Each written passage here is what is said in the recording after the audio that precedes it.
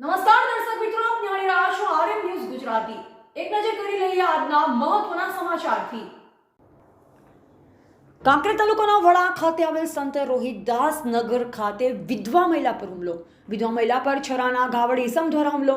પ્રાપ્ત વિગત અનુસાર વાત કરવામાં આવે તો કાંકરેજ તાલુકાના વડા ગામ ખાતે આવેલ સંત રોહિદાસ નગરમાં રહી ગુજરાન ચલાવે છે। જમીનની અદાવત રાખી આજરોજ બપોરના સમયે પોતાના જ પરિવારનો માથાભારે ઈસમ પરમાર વાલાભાઈ નેમાભાઈ છરો લઈ જાનથી મારી નાખવા માટે આવેલ। જે સમયે પગ પર છરો મારેલ ત્યારબાદ કાંતાબેન ચમનભાઈ પરમાર બૂમાબૂમ કરતા આ વાલાભાઈ નેમાભાઈ પરમાર છરો મૂકી ભાગી છૂટ્યો। જે છરો વિડીયોમાં પણ જોઈ શકાય છે। ત્યારબાદ પાલનપુર મુકામે 100 નંબર પર ફોન કરી જણાવ્યું હતું। ત્યારબાદ 108ને ફોન કરી થરા સરકારી હોસ્પિટલ તાત્કાલિક દાખલ કરવામાં આવ્યા। આ માથાભારે ઈસમ કેટલીક વાર ઝઘડા કરવા માટે આવી ગાળો બોલી જાનથી મારી નાખવાની પણ ધમકી વારંવાર આપે છે। પોતાના પરિવારના કલાભાઈ ભુદરભાઈ પરમાર દ્વારા સરકારી હોસ્પિટલ ખાતે તાત્કાલિક રિફર કરવામાં આવ્યા।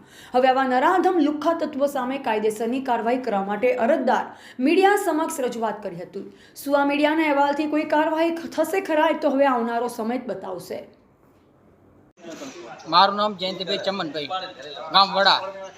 મારી મમ્મી સૂતી હતી રાત દિવસના 3:30 વાગે।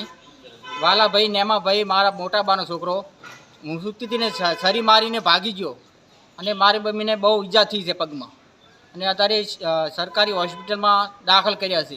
આગળ અમે પોલીસમાં એલસી રજૂઆત કરી હતી પણ પોલીસે કોઈ કાર્યવાહી કરી નહીં। કરી હોત ને તો આ બાબત આવોત નહીં।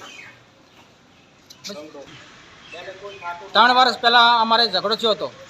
ખેતર વાબા જતા નહોતા અમે, મારા બાપા એક્સપાયર થઈ ગયા, મારો ભાઈ એક્સપાયર થઈ ગયો એટલે ખેતર વાબા જતો નહોતો। તમે ખેતર મૂકી અને અમદાવાદ કમાવા જતા રહ્યા ઝઘડાના લીધે થઈને। એટલે અત્યારે ખેતર બેતર કોઈ વાવતા છે નહીં તોય અમને બહુ હેરાન કરે છે। આર્યો ખેતરમાં અમે જતા જ નહીં અને તોય અત્યારે આવીને મારી મમ્મીને શરીર છોડી ગયો વાંક ગુના વગર।